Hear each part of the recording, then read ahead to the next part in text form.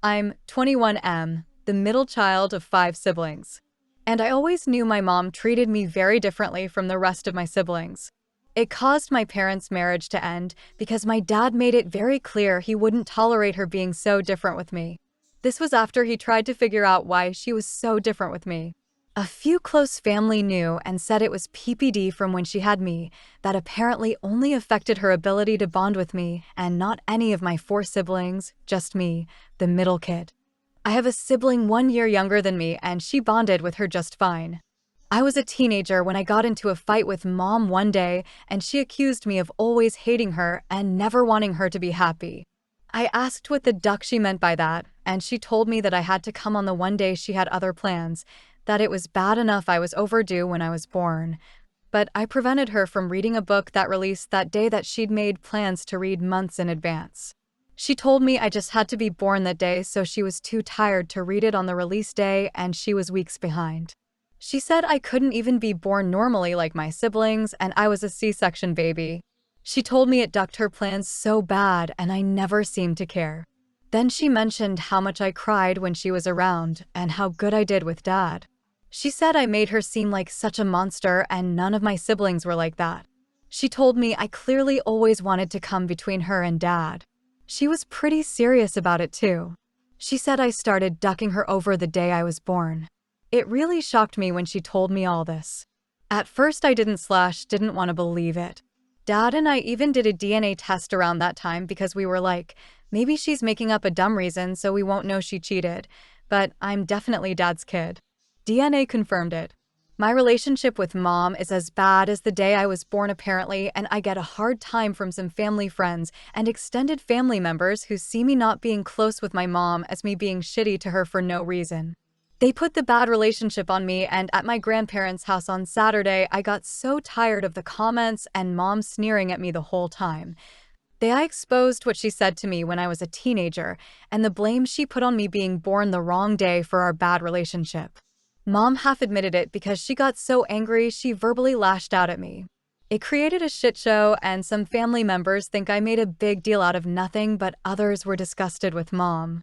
I was told I was wrong to expose her like that. Mom told me I had no business doing that. So I ask. Comment 1. At this point you're an adult. Sorry you had a crappy childhood because your mom is insane. If it would help, I would go no contact with your mom, and keep contact with your siblings and of course your father. You now know the truth, which is possibly the harshest thing a parent can say to a child. But at least now you know she blames you from the moment you were born, that you ruined her life over a book. That must be a hell of a book. If it's bothering you, go to therapy. If not, don't even talk to your mom anymore. Don't go to events where she's at. Don't invite her to life events and try to keep in contact with your siblings.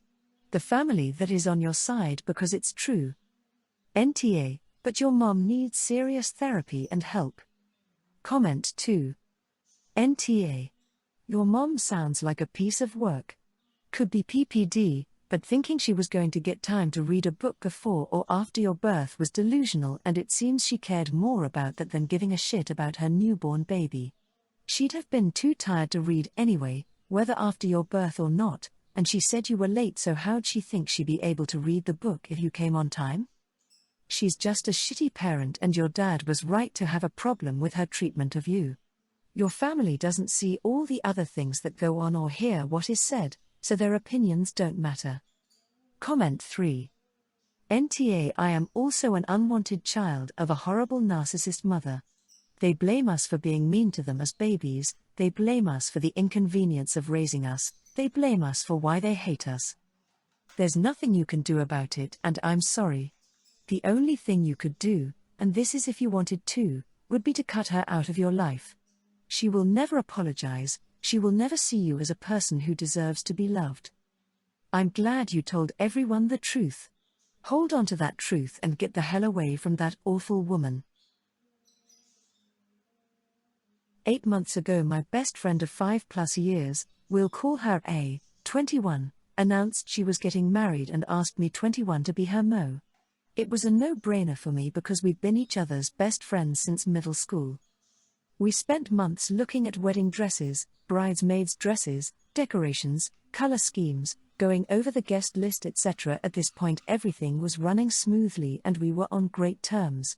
She let me know upfront I'd have to pay for my dress and pitch in with money for everything. I knew money was tight for her and her fiancé, so I wanted to help, especially considering how close we were. Around 3 months until the wedding, we were at a get-together and were introduced to the GF of a friend of her fiancé and my BF, we'll call her Elle. I seemed to click with Elle immediately. They exchanged numbers and made plans to get coffee at a later date that same night. A week after the party, I'm on funny time with A, and she's basically gushing about Elle, going on about how cool and funny Elle is, about her career, about all the places she's already traveled at 20, how it's such a small world because Elle's mother works with her mother and A's cousin used to babysit Elle's little sister. All I could do was listen as she went on and on, considering I had no connection with this girl. I was happy for her that she met someone she seemed to have such chemistry with. Not long after, I started noticing abnormal distance from A. If I texted, it was at least 6 hours before I got a response every time. Other than "girl, can't you text somebody back?" Once, I didn't bring it up and brushed it off as stress about everything involving her big day. I started noticing pictures of Elle on her social media stories a lot. When she and I hung out, which wasn't much ATP, it was only to discuss wedding technicalities and what I would be contributing, financially or other. These times were also usually cut short due to a prior engagement she had with Elle that she had to rush off to. At this point, the wedding was 2 weeks away. The morning of her bachelorette party, which I took the liberty of paying and throwing for her, something gave me the idea to ask if Elle was going to be a bridesmaid. She looked at me as if she had some mad news to tell me. "I've been thinking about this for a while and I'm sorry I haven't told you sooner, I'm making Elle my mo." Obviously I was peeved, but I took this news with a smile as to not ruin the day for her. Later that day at the party, I watched as A stood up with Elle and introduced her as her mo. Most everyone clapped, but a few of our friends looked at each other and then at me. Everything about this went through me, so I stormed out. I haven't seen A in 2 months or had a real conversation about what happened. I'm conflicted about whether or not I'm completely in the wrong. Please let me know your thoughts on this. Thanks. Comment 1. NTA, at all. She used you to help pay for her bridal stuff and then dropped you like a hot potato. Not only that, but she dropped you for someone she had only known 3 months or so. I would block her on everything and move on with my life. Comment 2. NTA. Why would you go? Chev's no longer be your best friend. In fact, she no longer even your friend. It only makes sense that Elle should pay for the wedding expenses you paid for. If you are able to contact her through social media, send her a DM with an itemized bill. Let her know that A explained to you that as Mo you were responsible for these, so it only makes sense that since she is now Mo, this falls on her. Suggest that you know she had been exoacting this. Comment 3. I'm confused as why a 20-year-old would help pay for someone else's wedding? Is this a normal thing for your friend group to do? Did all bridesmaids contribute or just you? If helping to pay for her wedding was expected as a duty of Mo, and you were replaced, your friend needs to reimburse you. File in small claims court, gather receipts, and any written documentation you exchanged regarding your financial obligations to the wedding. Do not disclose your plan to anyone. I, 32F, and my husband, 30M, are expecting our first child this August. We decided to take maternity and paternity leave at the same time so he can help out with my recovery and taking shifts feeding the baby once she arrives. Some background: I do not have a good relation with my parents, so I am not reaching out to my parents who live in the US to come and help out. My sister will be coming to help out for the first week, and after I thought me and my husband can manage on our own after my sister leaves. My husband's parents live overseas, Korea, and Mel has offered to come to the States to help out. However, I politely rejected the offer as my husband has a disabled brother that needs care 100% of the time in Korea. I do not want to burden her further. Today my husband was talking with his parents and his plan to take paternity leave. They told him they don't understand why he is taking work off and that I should recover in 1 week at most 2 weeks after giving birth and he wouldn't need to take more time off than that. I'm thinking this might be a culture difference from America and Korea, as Korea might not offer such long time for paternity leave for fathers, but I'm not 100% sure. Even just Googling how long it takes to recover after childbirth, results show 6-8 weeks, but my husband is only listening to his parents' advice. His point is, since they have experience in giving birth, they are giving solid advice, and reconsidering taking paternity leave for only 2 weeks and going back to work sooner. He would still be paid 3 months and his job is secured after his return, so I don't know why he is so eager to go back to work. AITA for getting upset at my husband for wanting to go back after 2 weeks? I would even be okay with him taking 2 months and not the whole 3 months to be with me while I recover and help out with the baby. I'm just annoyed that he isn't taking into consideration of my wants/needs, the person who is actually giving birth, and just suddenly changing his decision because his parents don't want him to take work off. Comment 1. His parents are obviously worried, and overly long pat leave would impact his career. It probably would in Korea, where it isn't the norm. It probably won't in the States, where it is normal. This is a cultural disconnect, but he needs to realize where this is coming from. 100% problematic for him to assume that OP won't need more help than 1 to 2 weeks. Basic research would show this. Comment 2. I agree. I don't think his parents understand that taking 3 months off is fine with his boss and it won't threaten his job security. He comes from a culture where you don't dismiss your elders' opinions. He needs to realize that because he's living in a different country, he can't take his parents' opinions about his family life too seriously. Comment 3. Time to break out the birthing documentaries. Let hubby stare at women screaming, ripping and being cut open. Doctors announcing how long it'll take them to physically recover. And order a TENS machine to simulate him going through labor, make him watch videos of other men enduring it. He needs to use his brain and engage in basic empathy to realize how much pain you'll still be in as you recover. Let him know internet strangers think he's less of a man for not stepping up to help care for his wife and newborn when they're so vulnerable. NTA. My parents were missionaries in Africa when I, 64M, was growing up. They have long since passed, but I still keep in touch with friends that still live there and have made a few trips there to visit. One of these family friends has operated a safari company for decades. Whenever I visit, I usually stay them for a week or so. It's been almost 8 years since my last visit and I want to go back. My ex-wife and I divorced about 15 years ago. Our son is now 35 and has a wife and twin girls, 13. I remarried 6 years ago and my current wife has a daughter, Pam, 38F, from a previous relationship as well, who also has her own family. When I told my wife about wanting to plan another trip to Africa, she was very excited.